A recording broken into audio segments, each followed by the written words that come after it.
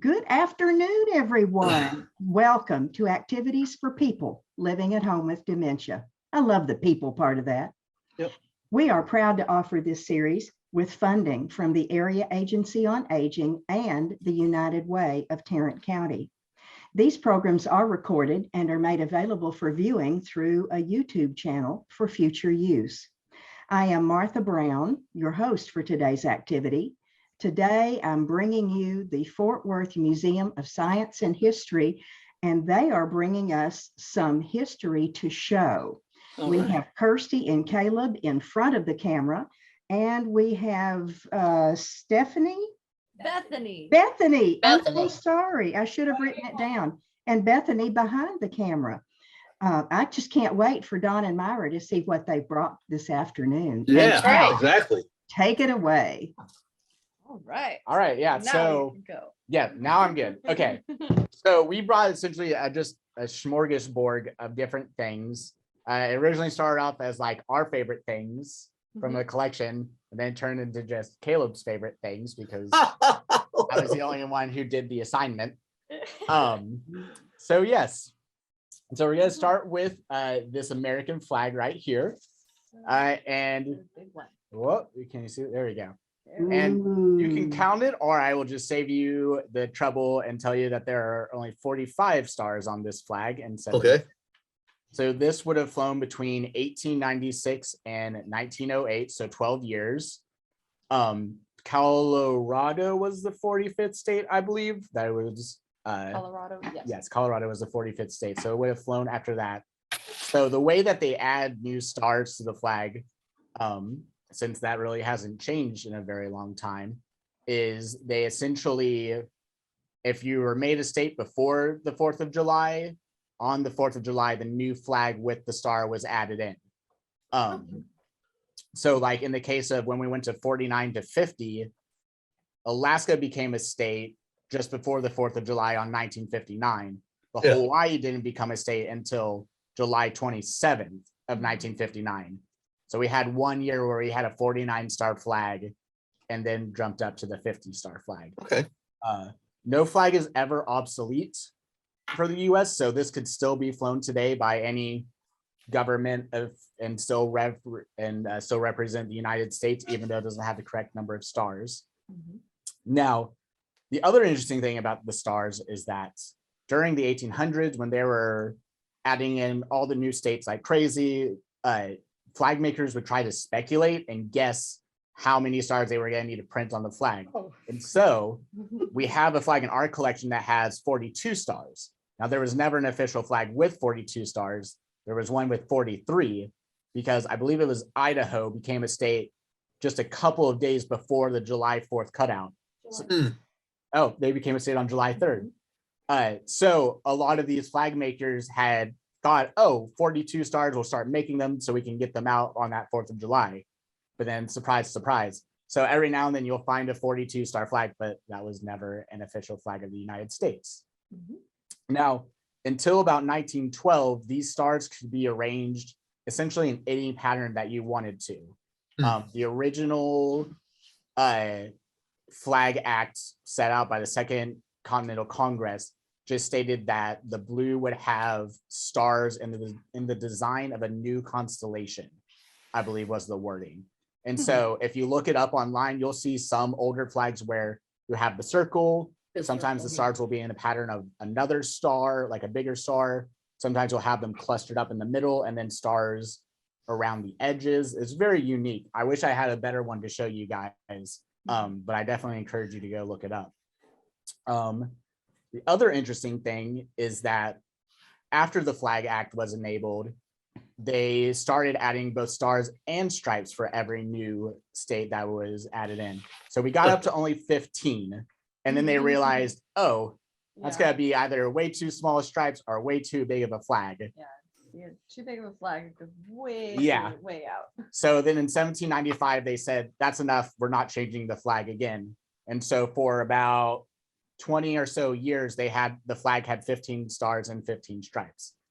And then in 1818, they passed a law that said, okay, we're going to go back to 13 stripes, and then we'll just add the star for each state. So that's how we get that pattern today. And 13 for the original colonies. Yes. Is for the stripes, and then the stars, of course, for each state. Yeah. So yeah, anything else that I've talked about before? Miss, y'all have any questions about this? Yeah, I have a question. Yes. How rare are these kind of flags? It just depends. So you'll find a lot of, yes. You'll find a lot of 48-star flags and obviously a lot of 50-star flags. Those are the two longest flags that were in service. The 50-star flag just surpassed the 48-star flag in 2007 as the longest one. We have a lot of 49-star flags as well. I'm guessing just because that was more recent, more people were collecting and probably thinking, oh, we should hand this off to a museum to preserve it. But I'm guessing the less, obviously, the older they are, the more rare it's going to be. The ones that are misprinted, like the 42-star flag, I'm guessing are a little bit rarer. Okay. Just because they weren't circulated and they were never an official flag. So there would be no protocol about how to properly dispose them or preserve them. Would be my guess. I could be totally wrong. Well, I mean, I just wondered if there was a lot of private users would have these, or if there was a market for them or something. Oh, there's absolutely a market for them. I came across a whole website that was just like a dealership for antique flags.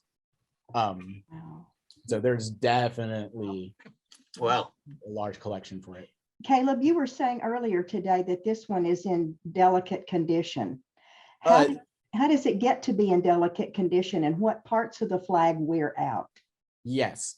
So this flag itself is actually in pretty good condition. Oh, good. Our 42-star flag one is not in good condition. That's why I couldn't bring it today.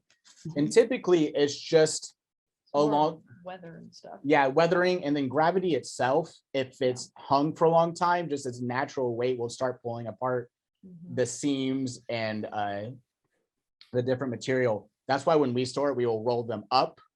It'll keep it from creasing, but then also take that weight off of them as well. Okay.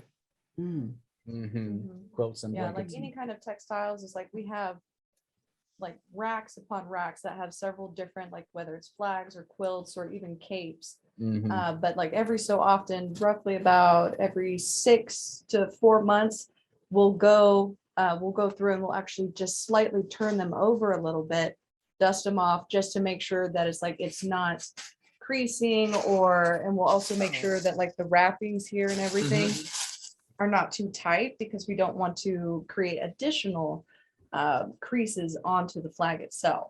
Okay. Yeah, so this is what it will look like if it's just sitting on a rack. Yeah, and we'll just lightly turn it and Wrap it do up, that every so tissue often. paper. Oh my goodness. Yep, that's how it would be normally stored. Y'all take really good care of your artifacts. We try to. Yeah. Acid-free paper and the great boxes and all of that. Yes. Oh yes. Love those gray boxes. So yes. Do you have any idea how many flags are I wanted to say printed, are manufactured or bought every year? Is that ever? I would not even dare to make a guess. Like just American flags? Or 50-star American flags. I don't There's know. so many for military and funerals and And they're all, so a lot of them are just plastic. They're not hand stitched flags for the most part. Yeah, Yes. they probably have more of like a polyester blend with some of them. Yeah. But then also just 4th of July. It's like I bet the month of July. has Yeah. yeah. I was gonna say just all like the little ones that you'll see people decorating with and whatnot. Yeah, but like probably like military, or if it's for federal or like an embassy, they would probably have to issue a new flag maybe every 3 years, depending on like how bad, like if there were so many winter storms or hurricanes or wherever the facility was. Yeah. And then there are people that want every flag that's ever flown on this at the Capitol. So those probably get daily turnover. Oh yeah, I think they do. The Capital ones do get there's a new one every day. Yeah. Yeah. I know the American flag, actually the Texas flag also that we fly, they fade really fast in the Texas sun. So I don't know if they're made out of, I think they're made out of nylon or something like that. Yeah, I think some of the Cotton ones- Island. Yeah, this one is cotton though. I'm almost positive. Yeah. Mhm. It harder looks to like a tell. cotton from here. Mhm. And that was pre-World War II, right? Yes, this would have been flown Probably during cotton. the War of Yeah. 1898, so the Spanish-American War. Yeah. Yeah, Oh, that'd have to be cotton. take my hat off to them. Yes. Mm-hmm. Yes. Whew. How many flags do you have in your collection? Oh. Well, we probably have about 20 American flags. Oh, And then if you add in, I think that's close to 50, Well, I would say more. maybe more. Because we There's have, like one section that's like different, like carpets or something, but then there's like almost 5 different rows that Yeah. are flags, and that has like about 10 on each one. That was roughly 50. yeah, I'd say about Yeah. 50 or so flags. Maybe And- 70. So do you have a display set of the Six Flags over Texas? Oh. We have a miniature model of it. Yeah, Okay. I've come across that. We don't have a French or Spanish flag. Okay, Those would be the only 2 I think we're missing. We have replicas of ones, yeah. but I don't think they were the ones that would have been flown over Texas during that time. During those times, flags were still kind of developing, and it wasn't quite used the same way that we would be thinking about it. Even whenever the American flag was first invented, it was more for distinguishing ships than it was for like flying other times. Yeah. Yeah, so the original design for the flag probably came from the British East India Company. Their flag had the red and white stripes, but then the Union Jack up here. mhm. And then the man who was basically the undersecretary of the Navy. I forget his name. I want to say his last name was Harkins or something like that. I think so, yeah. He's the one who took credit per se for the design of the flag. He wanted to be paid with a barrel of beer. That was the payment he wanted. You know what? Yeah, that's what he wanted. Well, it's kind of like what was it, that jacket that we had that he got it for a bottle of whiskey. Oh yeah, Yeah. we do have all of that. So Mhm. all sorts, all kinds. Good to know. Yeah. I bet you have some things in your collection that have never seen the light of day. Possibly, Yes. or at least not since It's been accession. it's been yeah. accession, I would imagine. Mhm. Some stuff, it's like it can't really handle the travel. So Mhm. like different things like that, like they wouldn't be able to be seen by the public just because if we were actually able to get it to the public, it wouldn't be in its original condition just because it wouldn't be able to handle the trip. Mhm. Right. Mhm.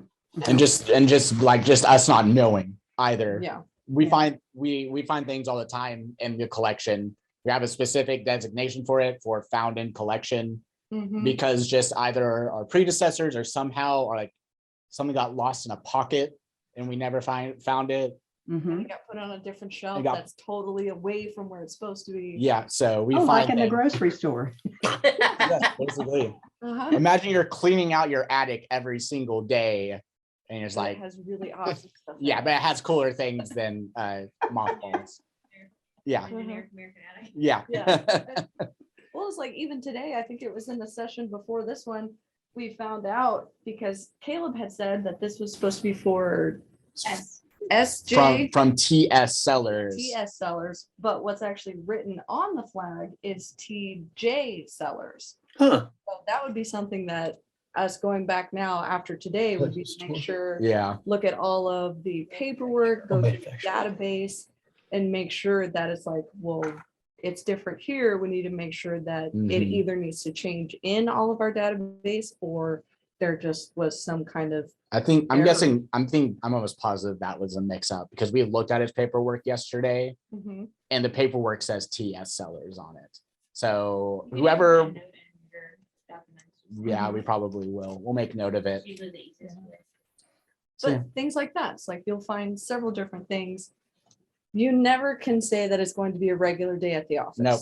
No. It never is the same. we day. we try and plan our days, and then next thing you know, we're out in left field researching a thing that we didn't even know existed My goodness. or was an issue before that day. So it's Mhm. keeps you on your toes, and this is exciting. It is. Mhm. All right, so What's in front of Caleb?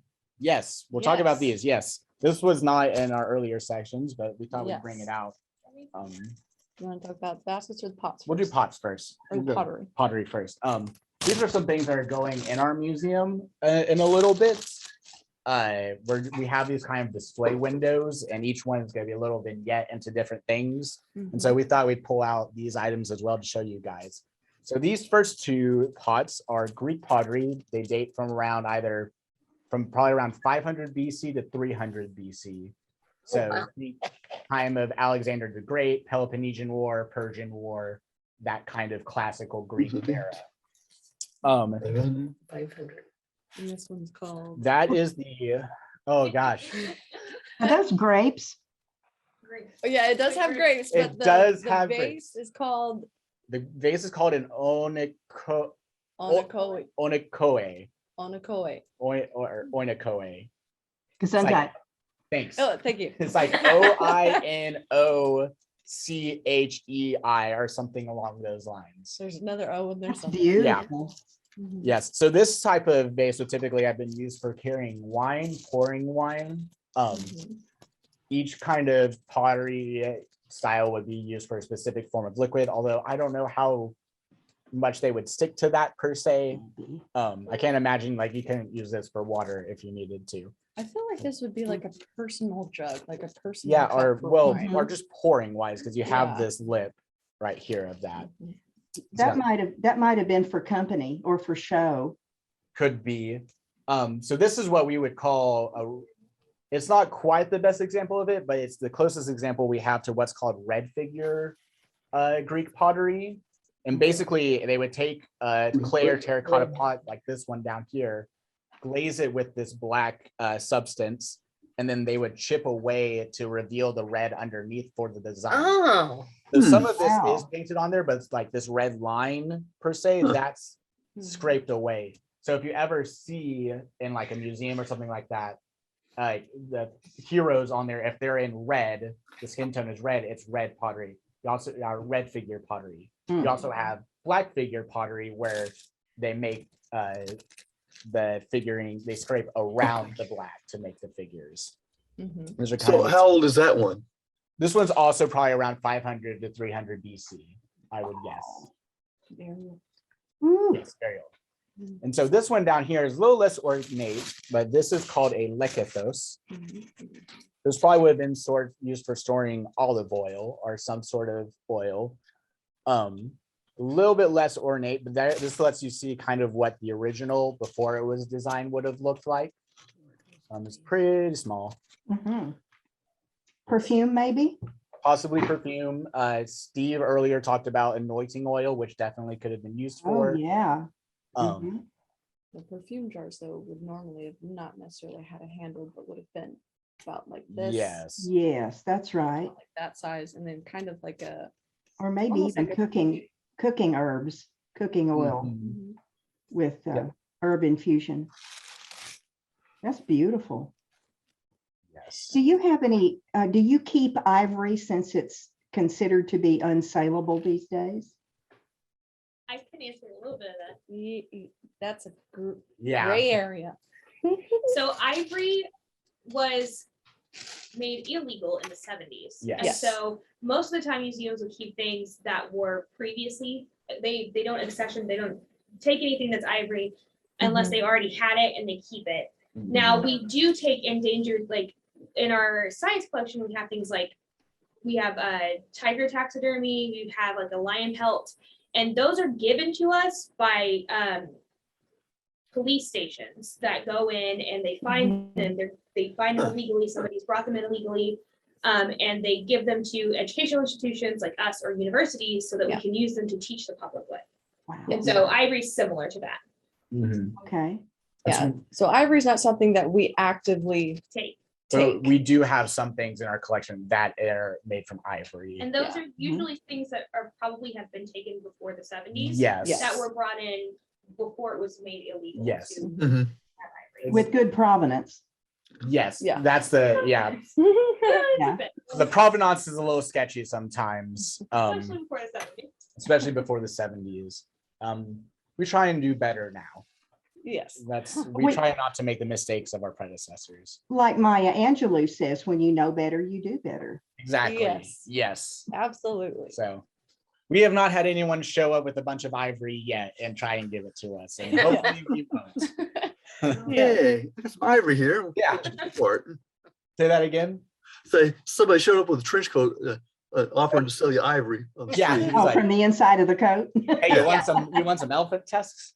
Yeah, yeah. Want to buy a You want to buy a sundial? sundial? Yep. We were talking about Hercules earlier because of the pottery. Pottery. I was like, oh, So yeah. that's So this is a basket.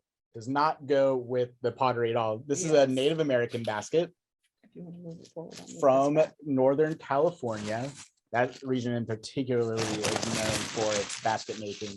I don't know the specific tribe or people group that it came from. Our database doesn't say it, and I'm definitely not an expert to be guessing at it. But I just love this design. It's so unique and so complicated. I almost Mhm. want to say Yeah. with the base and the lid and everything. This date's probably around 1920, 1930, I want to say. So it's not super old comparatively. Yeah, to the I pottery. have a question. I probably don't know, but Okay.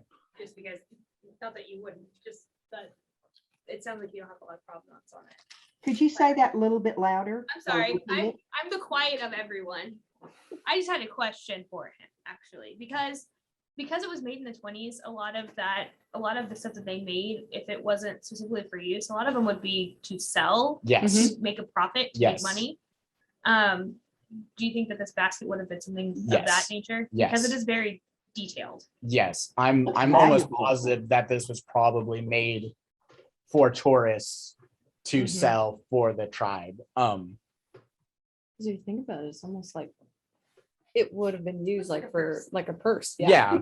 Yeah. So I don't know how functional or how realistic it would be to what those people groups would have actually used, although I wouldn't be surprised if they did use it Yeah. and functionally. But given the It's time, upside down, it's a bowl. that's true. Yeah, that's true. Like seeds. But yeah. Oh no, I'm not going to actually turn it upside down, Kirsty. You I never do know better than that. Okay. But yes, given the time period and provenance, I'm guessing it was somebody was traveling up through the reservations through that area, stopped by, saw a local shopper or whatever, and thought, "Oh, this is really nice," and then decided to give it to us. Trade it for whiskey. Probably not by the 1920s. Although actually, Hey, there was still prohibition. I'm just Yeah. saying, oh yeah, not 1920s then. Not 19. Yeah. Yeah. they would trade it. Yeah. It looks like it was valuable enough that it could have been used for a trade. Possibly, yeah. That's so intricate. So what's it made out of? Tobacco fiber. Tobacco Cool. fiber. Yes, according to Wow. our records, it's tobacco. Mhm. of some sort. Okay. I'm guessing that there's probably different types as well, just because Yeah. typically they wouldn't use dyes, they would use the natural colors of the weave. So I'm guessing that this reddish brown and black might be something different, although I could be wrong. Well, it could be in older stages of tobacco before they dried it out. Could be, Mm. It also depends on where it came from. yeah, Mhm. northern California. Oh, is- you can do that. Yeah. Well, and they, Yeah, so I'm not entirely sure. The only thing we have in our records is that it's tobacco fiber. So that's the only Interesting. thing. That's interesting, yeah. Mhm. Talk about the edges and how they're curling in because of Oh, yes. history. So you can see on these edges right here, how the wave-like pattern, we're pretty Yes. sure that's just from age, Oh. most likely humidity of some sort, just because this is wood, these are fibers, they will warp over time. Mhm. And we can't imagine that it's possible that they designed it this way, but we're guessing it's most likely. I feel like we could design Well, that. they seem to be pretty regular pattern. I mean, is it, They do, so that's kind of, although hold on, I got to Yeah. this. oh, yeah. That's a little bit deeper than like this over here, per Mm, se. yes. This side is almost and, straight. and this side is a little bit straighter. So it's Oh, not wow. quite as even as it might look. Yes, so Mhm.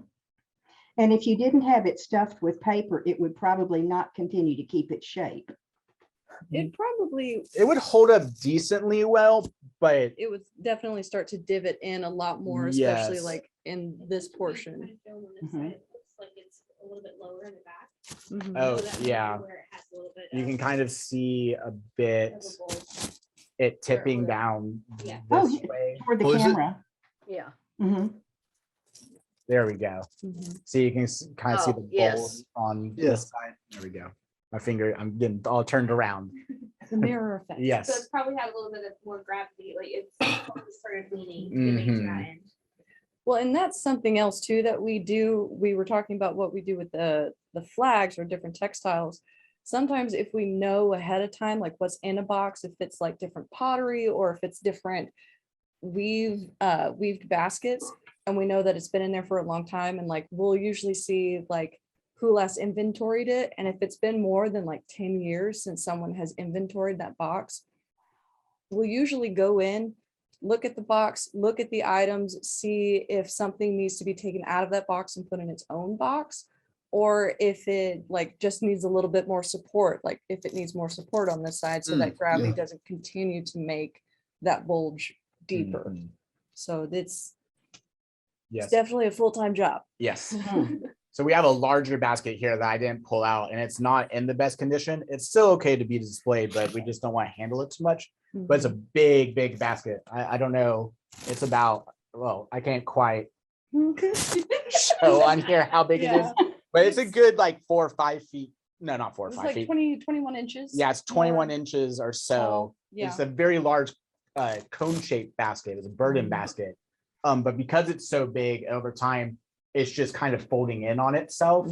And so Oh. the way we have that sword is that the base of it, where it's at its smallest point, is it's most sturdy.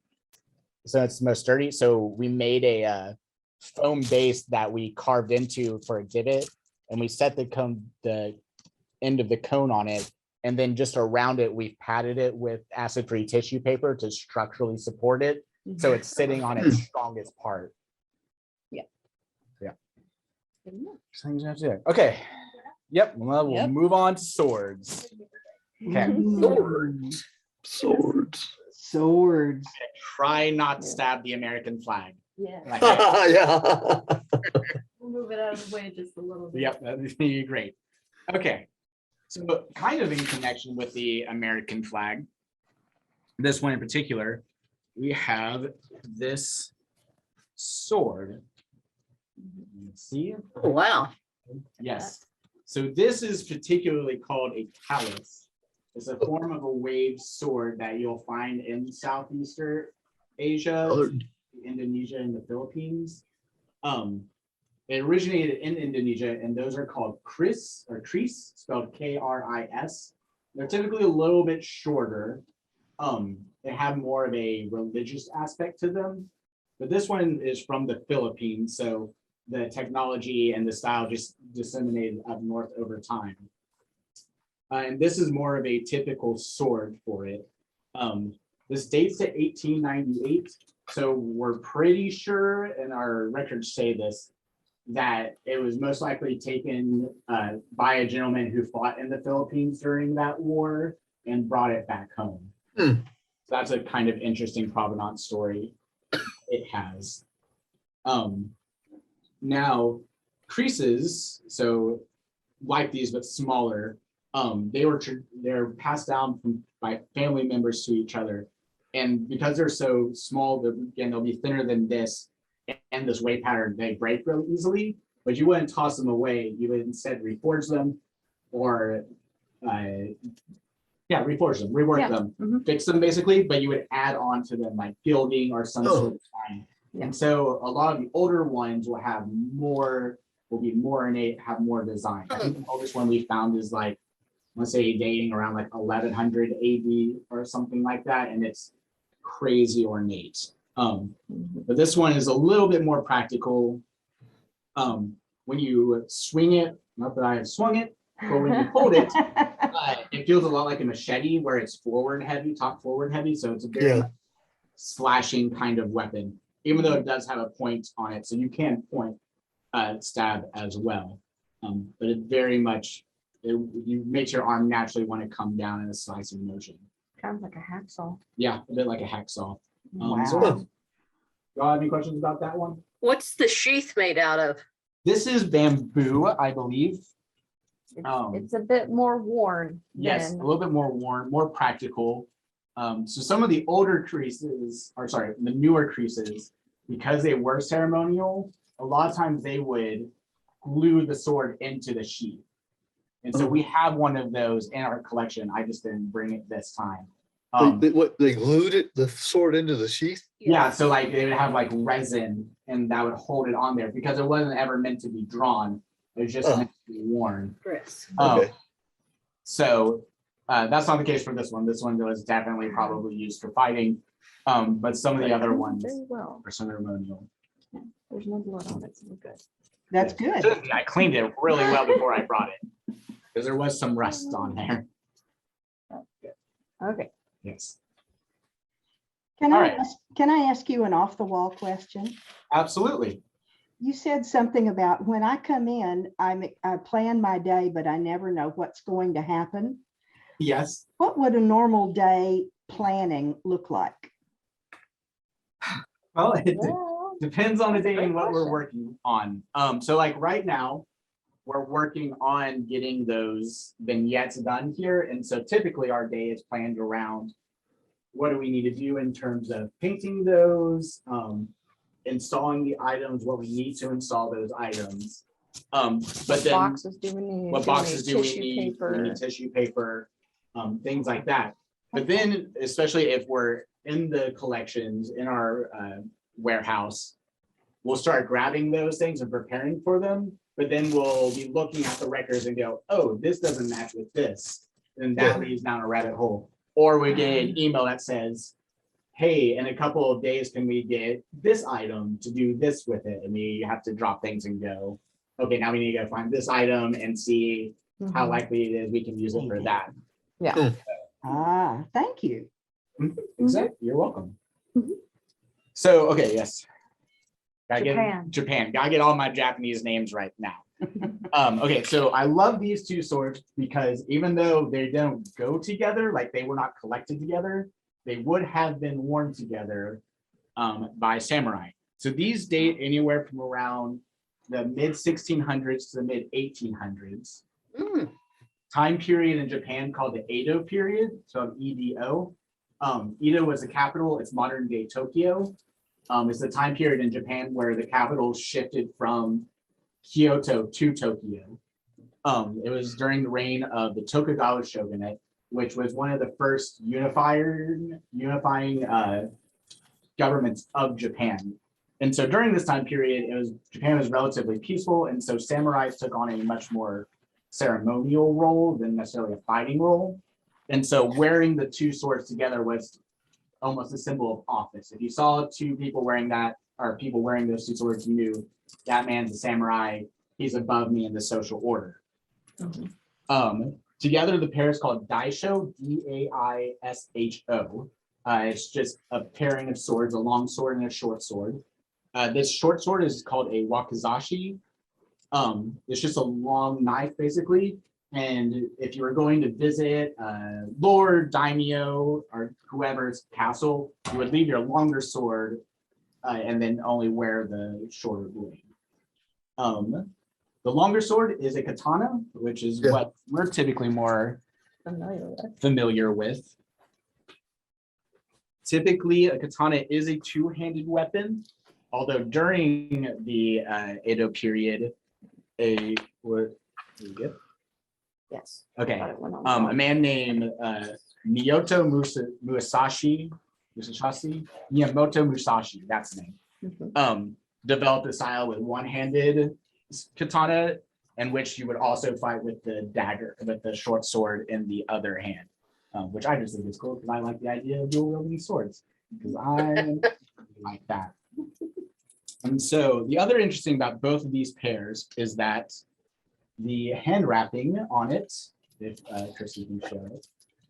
So If you can, just a little bit right there. you should see, there you go. Oh, yeah. The bubbling, the bubbling rough stuff on inside of the black wrapping, that's manta ray skin. So that's a traditional Iterate skin. Ooh, that's for fish? swords. Uh-huh. Yes. And then it'd be wrapped in this silk, and then it would have this charm in it, basically as a symbol of luck. Yeah. Yeah. My goodness. And the smaller dagger, it looks more like a daisy or like a sunflower. Mhm. I can't tell what this is. Yes. And so what's interesting about these is that I'm almost positive that the hilts are authentic, but I'm not as sure about the blades themselves.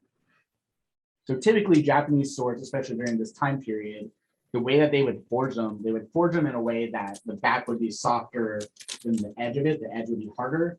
The way they did that is they would pat clay down around here, leaving the edge exposed, and that would leave this kind of black wave marking along the edge. And as you can see on this one, it doesn't quite have it. Now that might just be because it hasn't been polished in a while. And so if we did that, you might be able to see it.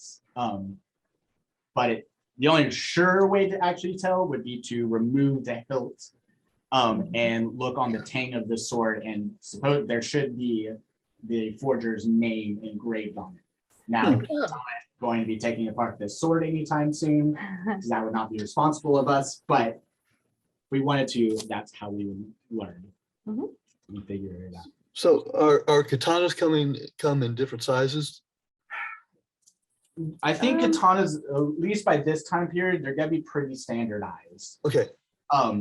During earlier periods, you'll have different types of swords that aren't quite katanas, but kind of forerunners of katanas, and there you'll have longer ones or shorter ones. What's interesting about this and katanas is that the sheath is longer than the blade itself, and that's to help draw your sword out faster. Oh, okay.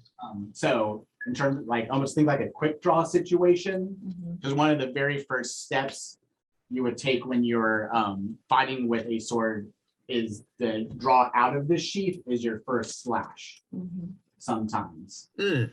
Oh, Could we see that side picture of the daisy again? Your camera was a little close just a minute ago.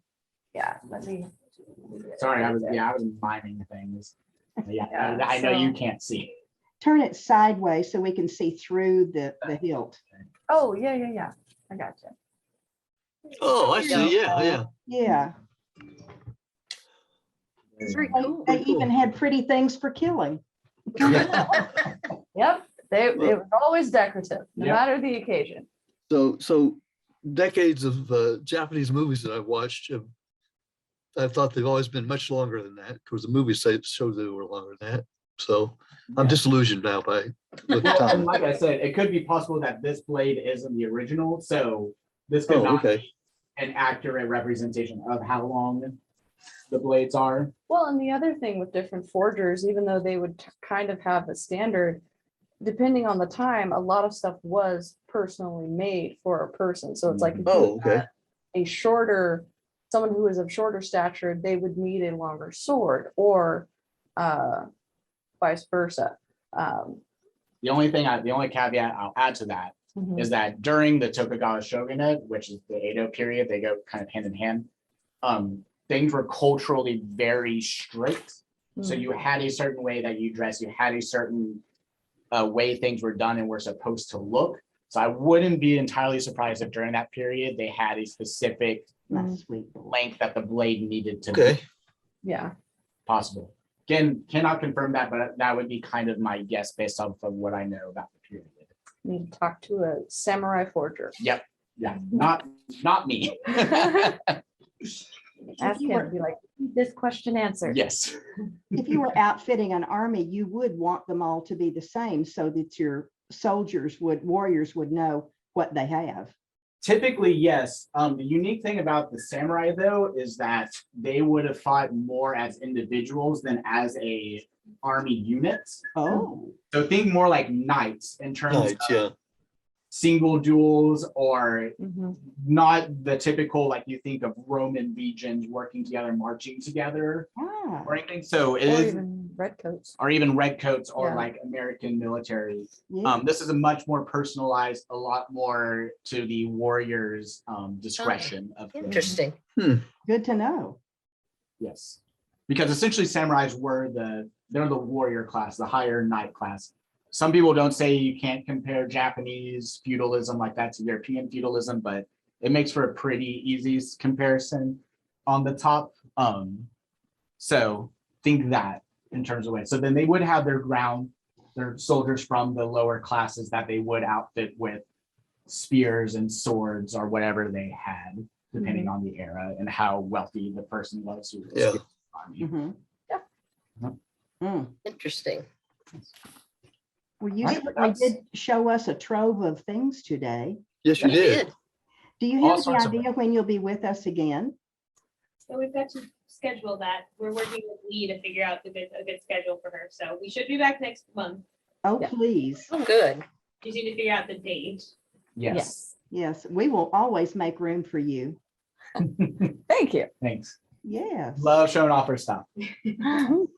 Myra and Don, do you have any more questions of these folk? No, this is No. very informative. I Yeah. really liked it. Did you Great. keep the little Gives me bird more that things was that I hiding- want to look up on. Now he's gonna want a sword. No, no, no. Little birdie was kicking back and watching. Can you see where he is? I Oh, see. yes. Yeah. He's just Nap chilling. time. He's chilling. Come here, baby. I'm sorry I had to move him. He's like, hey, Yeah, mama, we had to move. Thank you so much. We really Thank you, appreciate guys. Thank you, Yes. guys. You've love given doing us this. an entire day today, and it's just so Thank you. wonderful that you're able to do that. oh, we're happy to do it. We love doing Absolutely. Well, we'll see you again soon, right? All it. right. Should, yes. Thank you, Kirsty and Caleb you. and Bethany. Bye. Thank you, Bye-bye. Martha. Yes. See you, Bye. Don. Yeah. See you, Mary. And Don and Myra, let's take a look at what's coming up. Great. I did hit share, didn't There I? you go. There we are. Yep, Okay. there we go. There we are. Sports. Sports with Peggy Spear. The Olympics are still on. Oh my goodness. Wow. Well, that ought to be interesting because she'll probably have some old things. Yep. Yes. I'm glad y'all could make it this afternoon. I'm glad we made it too. That was interesting. Is all Thank day you. tomorrow, Amy Carter Museum or? I believe it is, but let me double check. Where did it go?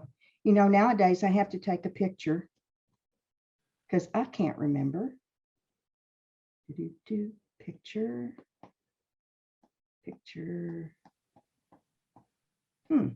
Okay, turn it sideways. February. Artful Moments all day long tomorrow. Okay, great. Yay. Cool. Now you know. So if you Thank want to you. sleep late or if you want to come at 10:30, it's all yours. All I'm right. glad That's you're doing right. You well. never know. We'll let you know, okay? Great. Okay, Thank see you, y'all Martha. tomorrow. Bye, Bye-bye. folks.